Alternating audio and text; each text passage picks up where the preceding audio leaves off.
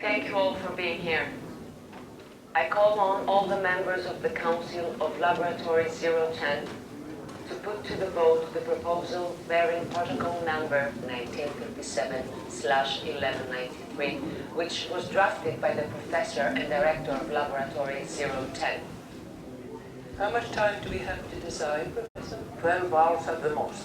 I would like you to explain what it was exactly that our experiment involved and what were its unexpected results. Our aim, as you all know. George, Laboratory of Dilemmas explores the complexities of current refugee crises. What was your starting point for this work? My starting point was a line of the King of Argos in the ancient tragedy called the Suppliant Women by Aeschylus. When 50 women arrive in the coast of Peloponnese in Argos, he goes with his soldiers, stops them and asks them, of course, what they want there and what's the reason. And after he understands that they're kind of looking for asylum because they are chased, so he expresses his dilemma and he says, if I help you and offer you this kind of asylum, I run the danger to go against the Egyptians who are after you, and in that sense, I can go to war with them. So jeopardize and put at risk my safety and the safety of my people. On the other side, if I don't help you, I go against the gods who do not allow me to ignore somebody who asks for help. What do I do? This sentence for me, it's the epitome of an ethical dilemma that could apply it in any time of the humanity, and most of all today. If we have a problem with a stranger, a foreigner, might be a refugee or anything like that, and in order to help him, we could, should or might sacrifice something from our safety, something from our own environment. Would we do it or not? Would we go with some more, let's say, technical way of understanding the argumentation, or we go with our ethics, with what we believe that we should do no matter what? Now, you've woven into this story a film of a genuine medical experiment from the 60s. Tell us a little bit about how that relates to this story. I didn't want to, obviously, to put this dilemma of the ancient tragedy immediately into the present. I wanted to make another layer on it. I wanted to avoid any kind of pedagogism, if I can say this, any way of showing or point the finger for what is it's a very emotional subject, isn't it? So medicine is an abstract, slightly detached way of looking at things. My idea was that I take this dilemma and I put it in another context, which is against something from the past, and starting by talking for something which is scientific. So the visitor at the beginning sees a scientific experiment and he thinks that it's all about science. Slowly he will realize that this is a socio-political comment, and at the end, hopefully, it gets existential. It is about you, about the visitor. What would you do in a situation like this? What would you do if you were sitting at this table of the last scene with Charlotte Rampling and all the Greek other actors, and you would be the one who decides what should be done? Would you accept the foreigners or not? The dilemma, though, is whether these invading cell cultures should be allowed to thrive and see what happens at the risk that they might kill the host culture. Or not. Yeah. In this quasi-perfect cell culture, this quasi-perfect biological environment, suddenly new cells appear. Nobody knows where they came from, nobody knows what they are, but what they do know is that they tend to organize with the existing ones. If they let them organize, they save them. If they don't let them organize, they kill them. On the other side, if they do organize with the existing ones, the whole experiment might change in positive or negative directions. We don't know.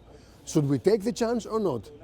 Should we close the borders of our existence or not? Or be open to any new alternatives? In a way, are we open? Are we able to new narratives or not? Absolutely. You've created a very interesting architectural structure for the experience of this. Talk us through that development. The labyrinth is a challenge, and the way it is used in Greek history is not a game, maybe, or just a negative experience where somebody is lost there forever, etc. It's a challenge where you enter and you can exit as a winner. It's almost like a mind challenge or something. And this is the way the protagonist uses it in his laboratory, where he likes his laboratory to be designed as a labyrinth. So it's a challenge for him and his co-workers to enter in their work and exit as winners. And in that way, in a symbolical way, I use it also here. The viewer, the spectator, the host should enter the labyrinth, take the small parts of the history and put them together and make sense out of it. It's not an easy work. It's not a work that gives you everything in the plate, let's say, at the beginning. You have to walk around, you have to gather the sound sources, the monitors, the last scene, the information, the texts, and then you have the whole picture. In a way, it's also a comment about the way we gather our information, about the way we crystallize our opinion about the world. What is truth? What is not truth? Where do you get your information from? How you understand the world? How you perceive this? And at the end, what's your position on it? It's a nice device because you don't really enter a labyrinth unless you're curious and willing to explore. Mm-hmm. You've created a very austere environment, though. It's very monochrome. Mm-hmm. What sort of mood or atmosphere were you hoping to evoke with this? In general, my method of working is to set up the whole production, the whole forum, if you like, and then take out the most out of it. You know, I like to keep the least possible elements and tell the story. Strip things back. Exactly. Tell the story with the least possible meaning. In a way, this is my opinion about ancient culture, ancient Greek culture also. In a way, it was very minimalistic. That's how I see it, aesthetically, in the texts and everywhere. So I'd like to incorporate this in my working method too. I don't need colors, so I don't use colors. Maybe it's also a comment for the relativity that a lot of problems have. There's not always black and white. There's also other alternatives in between. Can we find them? Can we walk through black and white and find our own gray zones or not? But there's also confusion. You've got mirroring and glossy reflections. So we're seeing ourselves reflected in this dilemma. Exactly. That's the point. When I was talking with my production designer, we decided to use this reflective material because that was exactly the point. As you said, you as a spectator, you should see yourself in the labyrinth. That's the point. You see as you search in it, you see yourself searching. Where do you think art can make a difference in exploring topics like this for people where, instead of documentary or news footage, what can the experience of going into your pavilion do for people's understanding of the dilemmas, do you think? This is my opinion about art. Art can create dialogue. This is how I see it, by the way, the whole biennial here. It's an international dialogue. You have Greece, Australia, Romania, Austria, etc. This is an international dialogue, and this is what art can do. Obviously, I don't have any answers to give. There are no answers to be given from art, but there are very interesting questions. And if you go out of this installation with an interesting question, then you find what you can make out of it. Yeah, if something is frustrating for you, go out and do something about it. Think about what you vote next time.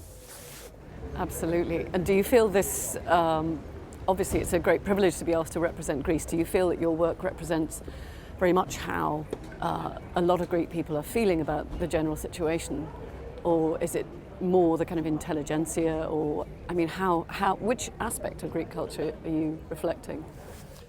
I guess it has a lot of elements that are related to the Greek culture. First of all, my inspiration, and it's very interesting when I discovered that this question, that it's very relevant for me, it was articulated first of all 2,500 years ago and still relevant. It's a question for whole humanity. How do we deal with something strange and foreign? How do we deal with something out of our system? And this, it's so relevant today. So one thing that is related to the Greek culture, obviously this, and then of course the obvious parallelism with today Greece, the refugee crisis, but not also. I should remind you that there were a group of Turks that were seeking political asylum in Greece a couple of months ago, chased in a way by the government. And we had a big discussion in Greece if we should send them back or not. If we send them back, who knows what happened to them? If we keep them, we run the danger to have at least a diplomatic episode. What we would do, for the time being, we keep them. So these are very live and current issues, you think, in every household? It concerns contemporary Greece, and I think it concerns everybody. Fantastic installation. Thank you. Thank you very much.